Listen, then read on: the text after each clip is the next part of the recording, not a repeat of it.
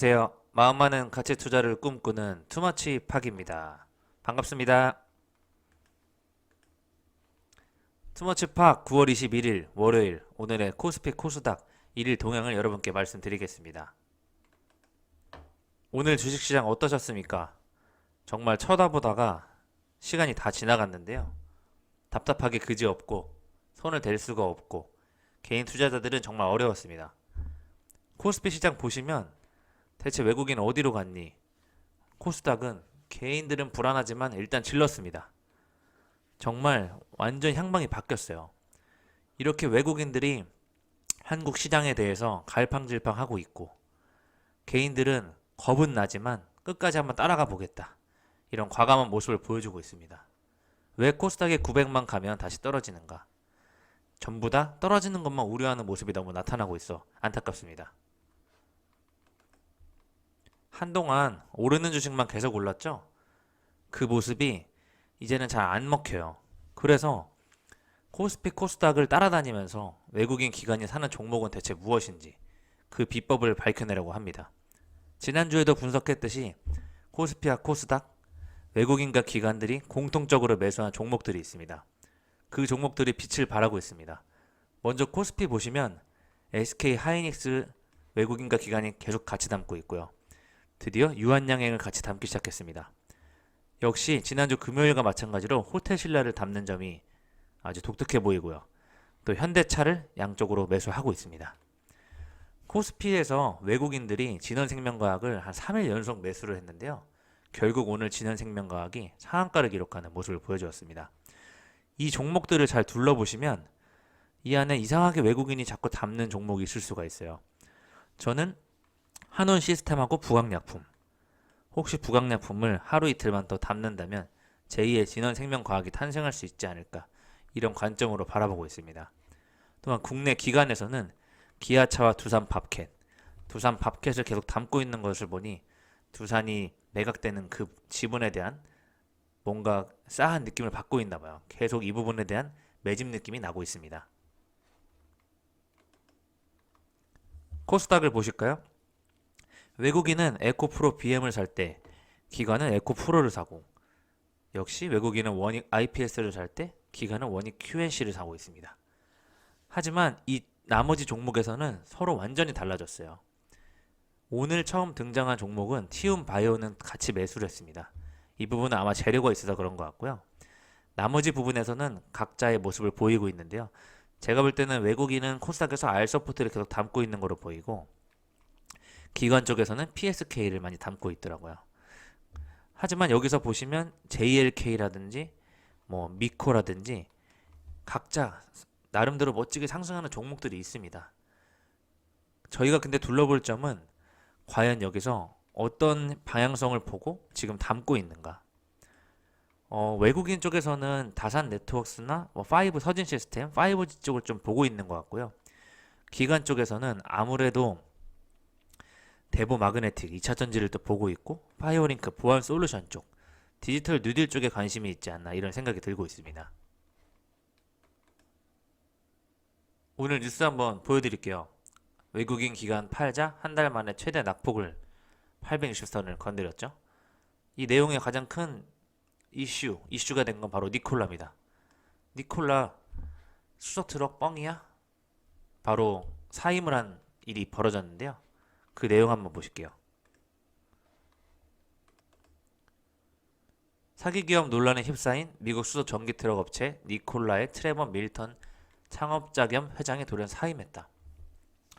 핵심 기술과 생산 설비도 전혀 갖추지 못한 채 조작한 정보로 투자자를 모았다는 의혹이 제기되고 있습니다. 미국의 공매도 관련 세력이 의혹을 제기해서 주가를 강제로 떨어뜨리려고 하는 일이다. 아니면 정말 기술력이 없다. 모두 다 의심을 해왔잖아요. 그 부분이 지금 이제 드러나고 있고요. 수소트럭 동영상 자체가 언덕 위에서 자동차를 흘러내린 것이다. 정말 수소랑 관련이 없다. 이렇게까지 의심을 받고 있습니다. 이 부분 때문에 미국 나스닥 영향이 있었고 한국도 계속 영향을 끼치고 있어요. 요즘 보면 한국 주식시장 좀 황당한 게 대구백화점 계속 오르는데요. 보실까요? 정말 끝없이 모르는 상승. 대구백화점은 정작 자기네 주가가 왜 올랐는지 모르다고 하고 있어요. 하지만 대충 내용은 보니까 부동산 개발업자 매각 이슈 이 부분을 약간 건드리면서 계속 올라가고 있는데요. 대구백화점은 이렇게 그냥 개별적인 이슈로 올라가고 있지만 오늘 보니까 역시 2차전지에 그 LG화학에서 관련된 수혜주들 그리고 또 테슬라 배터리데이가 앞두고 있기 때문에 테슬라가 배터리데이에서 자기만의 기술을 발표한다고 하지만 그 기술을 한 번에 다 테슬라가 갖출 수는 없다. 그렇기 때문에 한국에 있는 이미 기술을 갖춘 기업을 무시할 수가 없다. 그렇기 때문에 더 이거에 대한 수주는 더 필요할 것이고 많은 시간이 필요할 것이다라는 측면에서 아직도 2차전지 관련된 주식들이 올라가고 있습니다.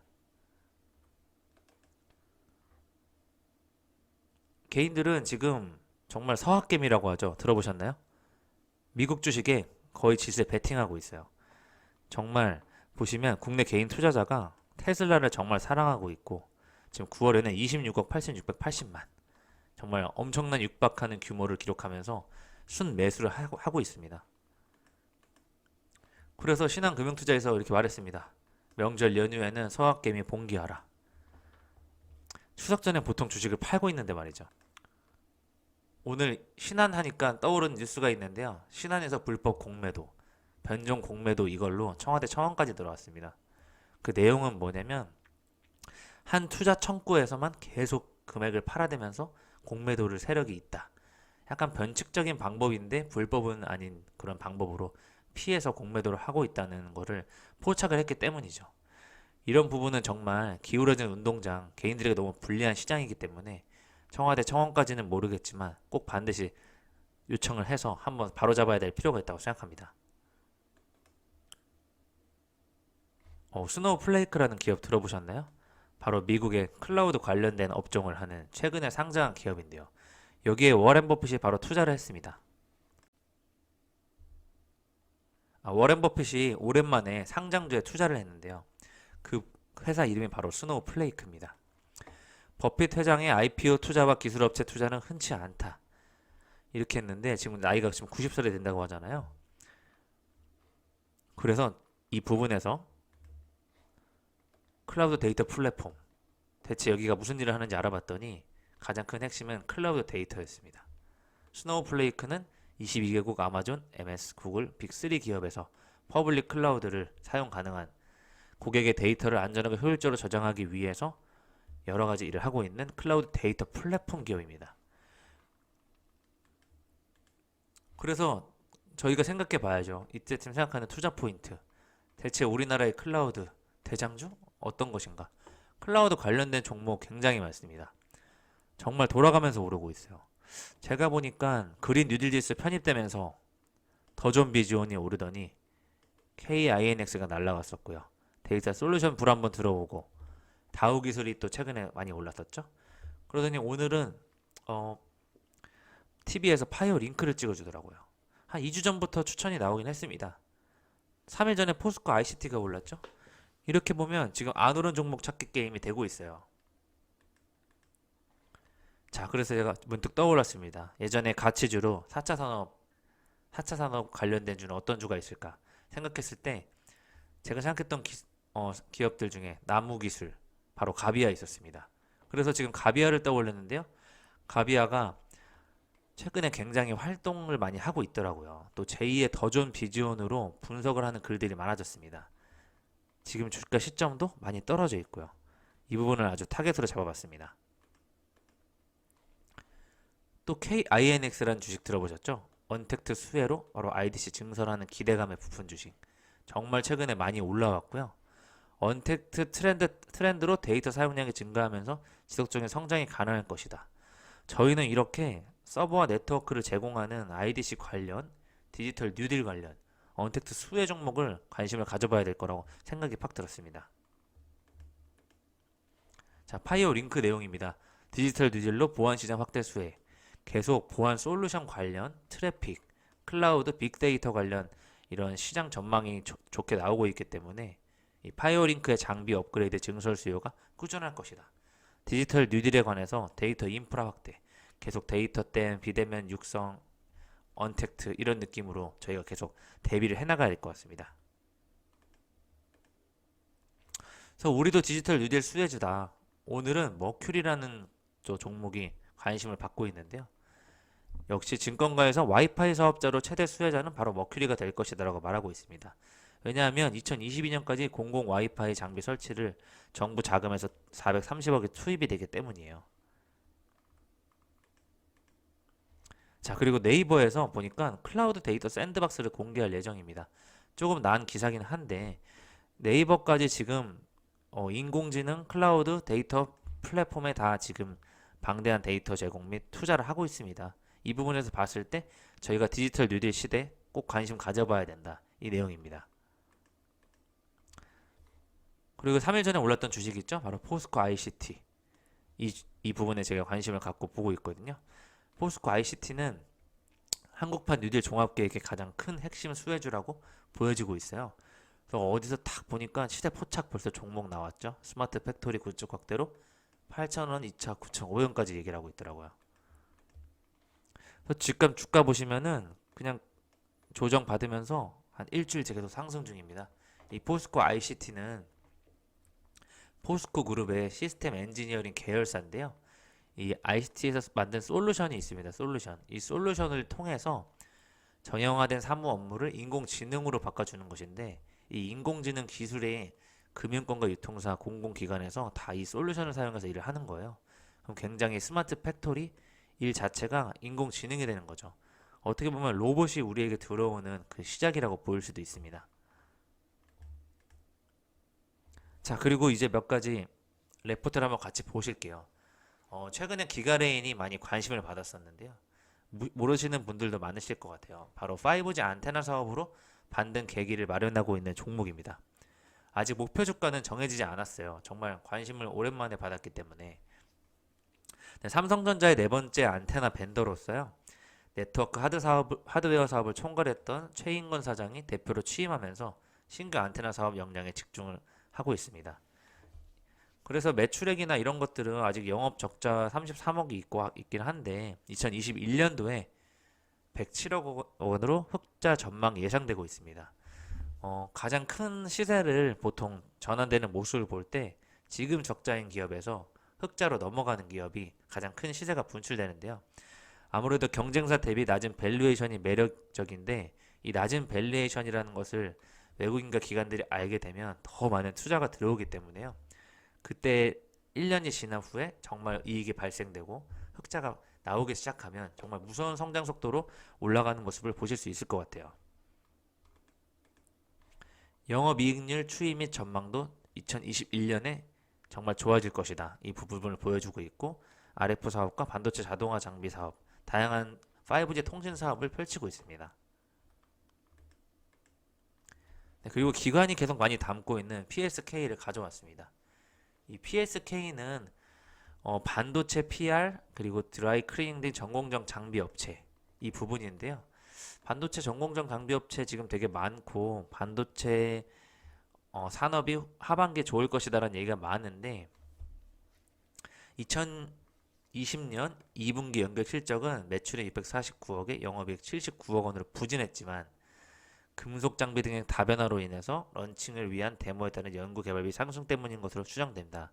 결국은 3분기에는 영업이익이 34억 원으로 분기가 최저 저점이 된다. 그리고 2021년도에 다시 좋아진다는 내용을 한 거네요.